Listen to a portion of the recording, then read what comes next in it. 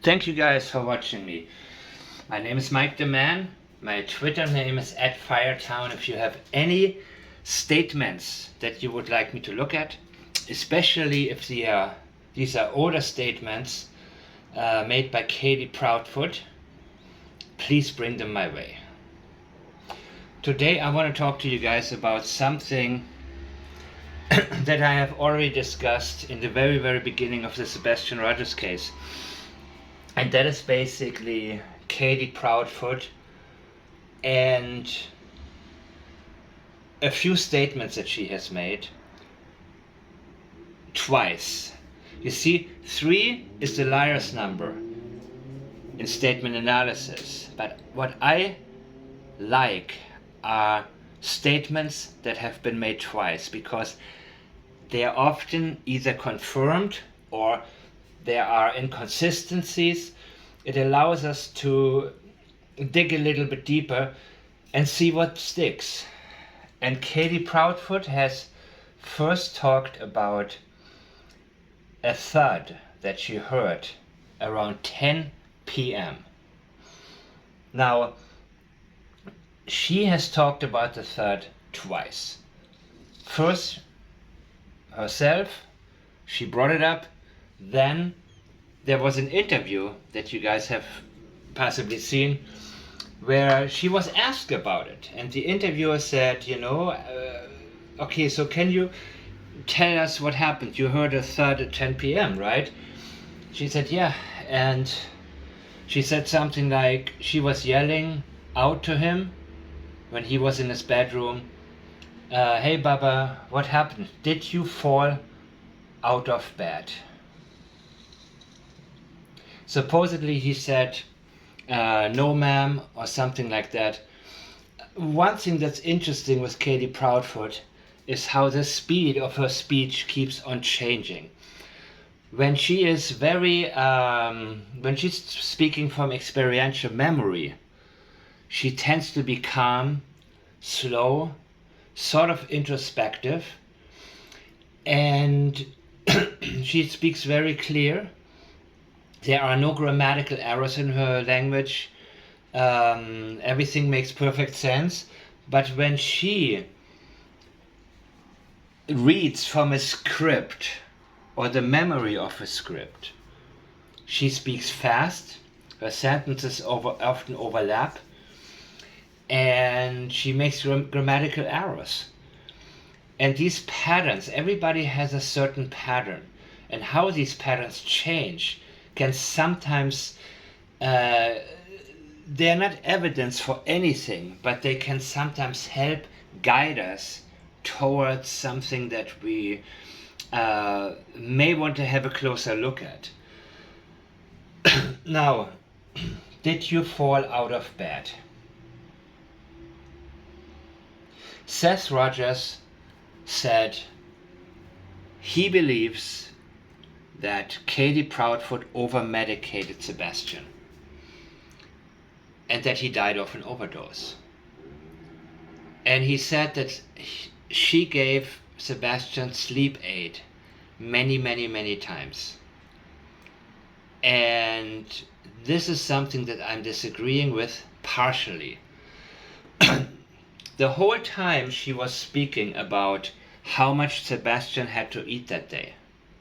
The colossal popcorn, then we went here to eat, then we went there to eat. He was eating. Chris and her often spoke about him easily getting overstimulated.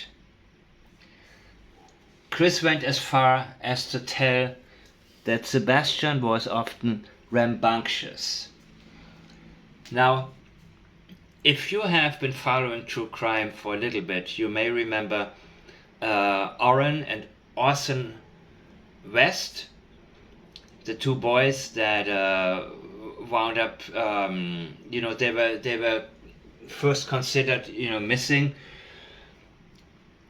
and later, the stepfather and the adoptive father and the adoptive mother have just been sentenced, I believe, for their murder. That adoptive father said in an interview, when he was asked to describe the boys, well, they're gonna be rambunctious. And I was like, wait a minute, rambunctious? These boys supposedly have been missing for a few days. They would be cold, hungry, and frightened, right? When you hear a parent or anybody in the household speak negatively towards a missing child or a missing person in general, that is a major, major, major red flag.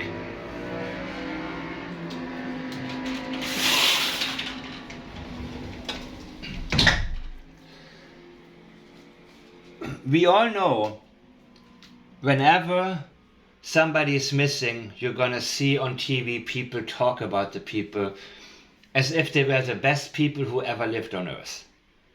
And that's a normal thing, especially with a child. It doesn't matter how well or not well behaved a child was. At that moment, that child is in need. In that moment, that child is, all is forgotten. Parents tend to blame themselves for just about everything. What could I have done better? How could I have prevented what is going on right now? And with these two, Katie Proudfoot and Chris Proudfoot, it is the complete opposite.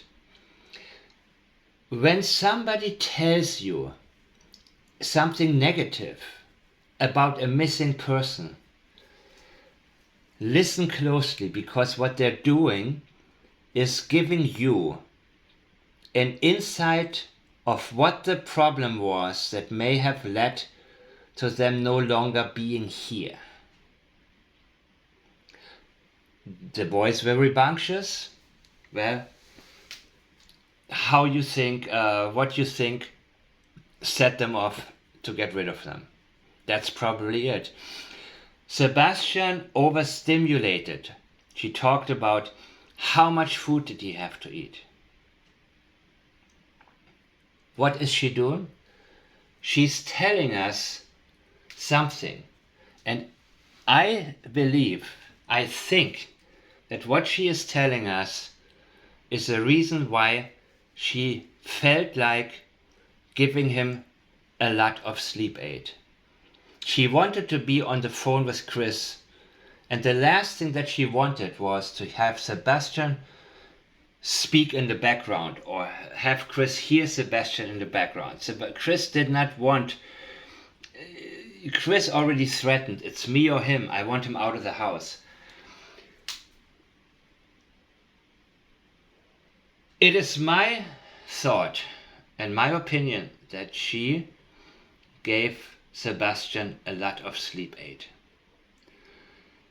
That sleep aid, imagine a boy less than 120 pounds. He had a lot to eat that day, and then he takes too much sleep aid. He may have tried to vomit, he may have tossed and he may have turned, and then did you fall out of bed? Let's look at the second statement from a completely different interview. Katie Proudfoot said, "We are out looking and trying to make sure everyone stays." Okay, stays. She didn't say starts looking, right? Stays looking and doesn't let his face fall to the bottom of her feet. Of course she was talking about social media, but this language she chose for a reason. There is a reason that she said, let his face fall. Let his face fall to the bottom.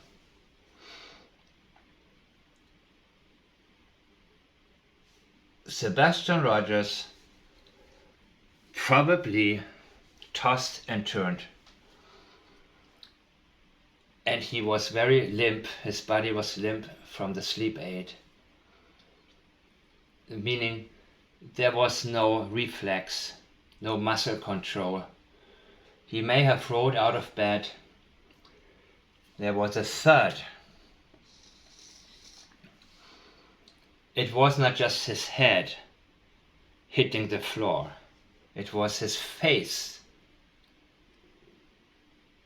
falling to the bottom so hard that it created a thud. This thud is from experiential memory. When Katie Proudfoot has been asked about it, she is talking calmly. You can tell that she's slowing down. She is thinking about what happened. When she was on patrol, she made so many errors when she spoke. She made so many mistakes. She overlapped her sentences because she was speaking from a script. She was trying to get through it very fast. She didn't need time to think. But when she is honest and tells you what happened, she slows down. What happened after? There are different videos out there that I will look at again, where Clarksville is mentioned in one, and another one where Katie Proudfoot also made two statements that show she was worried about what the camera footage may have shown. Thank you guys for watching. I'll be more than happy to look at some of your statements on X at Firetown, and especially if it's early interviews. I am not into the new ones. I don't care about the many lives that are done. There's nothing productive I see coming out of any of them. And these early statements have been overlooked. And another thing I need to say is, it is my opinion that Katie Proudfoot is a sociopath, meaning it is harder to do deception detection with her. It's harder to do statement analysis because a person who's sociopathic, the likes of Casey Anthony, Ted Bundy, these are people who can make statements that actually show up as what would usually be reliable. They may leave a statement that doesn't even leave maybe any red flags, because they are able to lie as if it was the truth. You know, that line from George Costanza comes to my mind. Remember, it's not a lie if you believe it. So these are people that can actually make themselves believe the lies, but they're also very, very cautious in getting caught in anything. They are basically scared to death of getting exposed. And Katie Proudfoot is one of those people, in my opinion. So it is my opinion that Sebastian was abducted abducted. Katie Proudfoot was alone with him at home. She wanted to get on the phone with her husband. Sebastian was overstimulated, as she would have called it. He had too much sugar, he couldn't sleep, and she medicated him. And this time she may have given him too much. He probably tossed and turned, rolled out of bed, no muscle control, body limp, fell right to the bottom, to the floor, hit his face so hard that it even created a thud, and this is my opinion that he died from that. Once again, everything I have stated is my opinion and my opinion only, and I hope I have done my best to explain to you how I have come to these conclusions.